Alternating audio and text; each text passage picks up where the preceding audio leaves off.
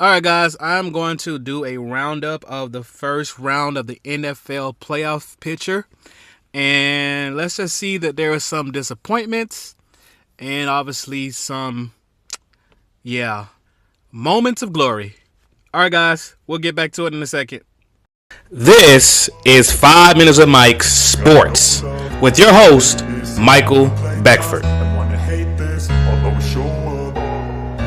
I don't ever slow up, no I don't take shit. I got no love for the fakeness. If you wanna play tough and wanna hate this, I'll always show up and make a statement. I don't ever slow. All right, guys, so the first game I'm going to talk about is a game that I saw in full length was the Packers versus the Bears. The Packers got clipped by the Bears, right? I mean, I saw this, like I said, this episode, the Packers and the Bears in its entirety. I like Jordan Love. I really love what Jordan Love is doing, and of course, I cannot hate on Caleb Williams either, though I'm not a big fan of Caleb Williams. I think he's a prima donna, and there's a couple of things that has nothing to do with his nails. I can give a two rats ass in regards to the way he does his nails or whatever. That's not why I think he's a prima donna. I just think he just has this. I just feel like he has this bigger than thou complex. I seen him when he was playing college ball, and I felt like it carried over to the NFL. Now, listen, every quarterback has their right to feel like they're the big dog on campus. I just think there's a difference between, feeling like you're bigger than thou versus having just kind of this I don't know, this certain mentality.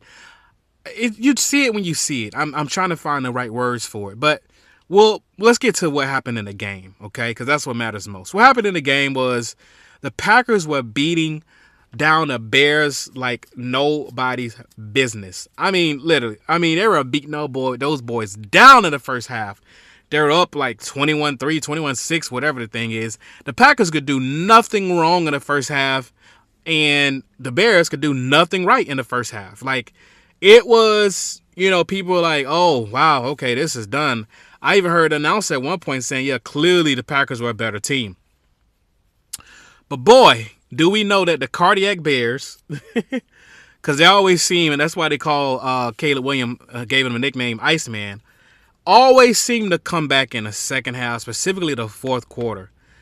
Dumb boys from the Bears, boy, they came back with a vengeance. They were down by 18, 19, 20 points, whatever the amount it was. They didn't give a rat's. They didn't care. Whatever it took, whatever it meant, they were on it. They came back.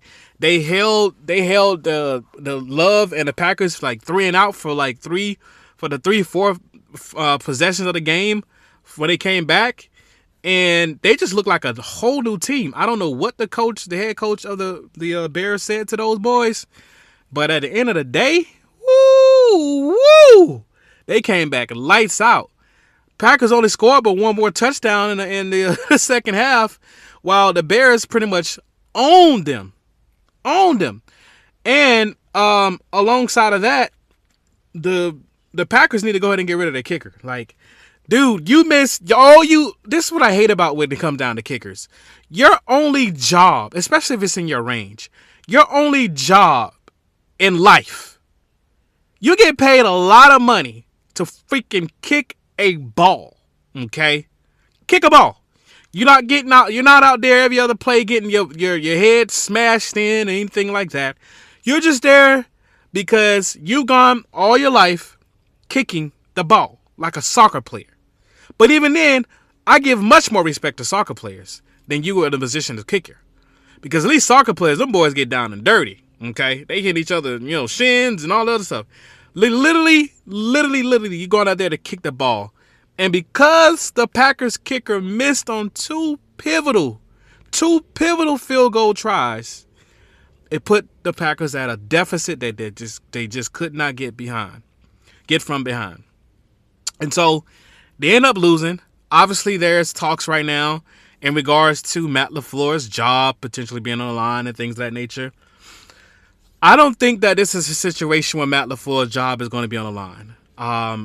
Probably because of the fact that he did well with the transition from Aaron Rodgers leaving Green Bay and having love. This episode of 5 Minutes with Mike is brought to you by Padsplit.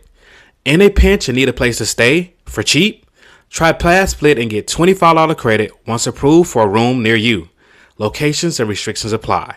Hit the link below and get approved for your next room. Now, do you have a vacant home that's been listed on the market forever? Make money from your home today using Padsplit. Earn passive income and make it a Padsplit home today. Link in the description below. Just stepping right on in and taking over. And Love, listen, this game is not on Love. Love did his thing. He had 4 touchdowns. No interceptions. I mean, Brody did his thing.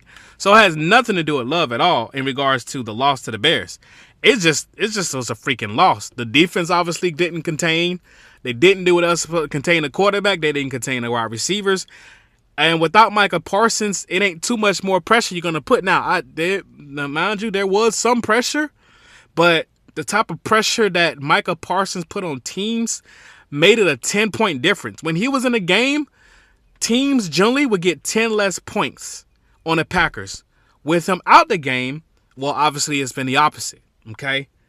So that's Green Bay and the Packers, a disappointing game for those that were cheeseheads, while the Chicago Bears fans took out their cheese shredders.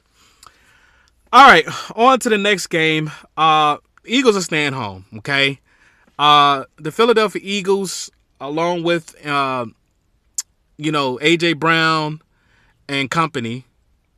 A.J. Brown dropped a couple balls, right? But and him and the coach, Sirianni of the Eagles, they got into it on the sideline. I mean, they got into it on the sideline. I don't know what he said. I mean, if I try to slow it down, the video, and maybe I can see what A.J. Brown was telling Sirianni. But let's just say it wasn't no pleasant words being exchanged. How about that? I think we can all imagine it wasn't pleasant words. But A.J. Brown's been one and out of the Eagles. So let's just get this part real. A.J. Brown does not want to be there. He's been talking about he's been throwing hints. He's been talking about how the offense under their current OC has been predictable, which I think their current offensive coordinator needs to be fired, right? They've been predictable. And also, unfortunately, the quarterback of the Eagles didn't do that great either. He only threw for 100-something yards. I mean, let's just be honest here. You're not gonna win championship games when throwing 100-something yards. And this is not his first game only throwing 100-something yards. Now, mind you, the quarterback of the Eagles, he was obviously a Super Bowl MVP player, right? Can't take that away from him. But at the end of the day, Jalen Hurts got to do better as well. If you're the quarterback, bro, like 100-something yards. Now, once again, Jalen, as the quarterback, he can't control receivers dropping balls, right? But they just became predictable. They just did all throughout the season. Like, you knew what they were gonna do. Now, there's only one play that I can care less if they were predictable, because this play had almost a 99% success rate. And you guessed it if you're an Eagles fan, the tush push. I can care less if you know that it's coming, because it's very successful. It was very successful when it comes down to it. So, yep, the Eagles are going to stay home. Oh, man, this is a heartbreaker. The Jaguars. The Jacksonville Jaguars. Duval. Hey, listen, I can say that. I lived in Jacksonville for a couple of months.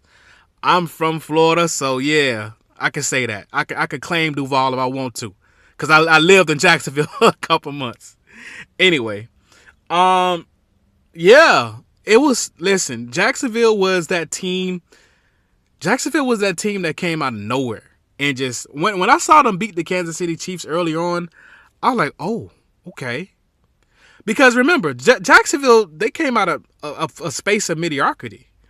But then they went and got Travis Hunter, along with a star in his own right, Trevor Lawrence. And it was like, oh, okay. I think Jacksonville is on to something. And boy, were we right. They were on to something. Those boys won 13 games and only lost 4 games this season, dude. Like, with a brand new coach. Where they do that at? So, yeah, man, much love to Jacksonville. You guys did an awesome job this season. Unfortunately, you guys lost to also a very good team, of an experienced playoff team.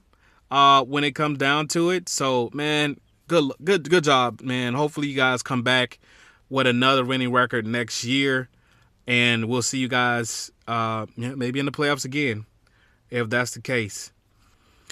Justin Herbert, Justin Herbert of the Los Angeles Chargers choked. I'm sorry, are they Los Angeles, Las Vegas, whatever, of the Chargers. They choked. He choked, and man, it's listen. They had a better year than they did the previous years under Harbaugh, and congratulations to them guys. Just like Jacksonville, they're doing their thing. Justin Herbert is definitely proved to me to be a top tier quarterback this year. I definitely think he deserves to be on the ranks, especially with the new organization in regards to coaches and stuff like that. But unfortunately, them boys choked when it came down to the playoffs. So somebody got to win, somebody got to lose, and it is what it is. And very briefly, the Steelers got dominated by the Houston Texans. Now, I'll talk about this more a little bit in the situation that recently happened with Mike Tomlin stepping down. But the Steelers got dominated. You can hear more about this in the episode with the Mike Tomlin. They lost 30-6 against the Houston Texans. But yeah, check out the episode with Mike Tomlin. And you guys like and subscribe. See you next time. This episode of 5 Minutes with Mike is brought to you by Michael D. Beckford's newest book, Homeboys. Everybody has a homeboy, or friends call his own. The best friend you kick it with at the family barbecue. The one you trust to bring around your lady without raising a red flag. A homeboy will play video games, smoke, and chill. A homeboy is a nigga you can ride or die, and the one you sleep with on the low. Homeboys, available in ebook and paperback or wherever books are sold.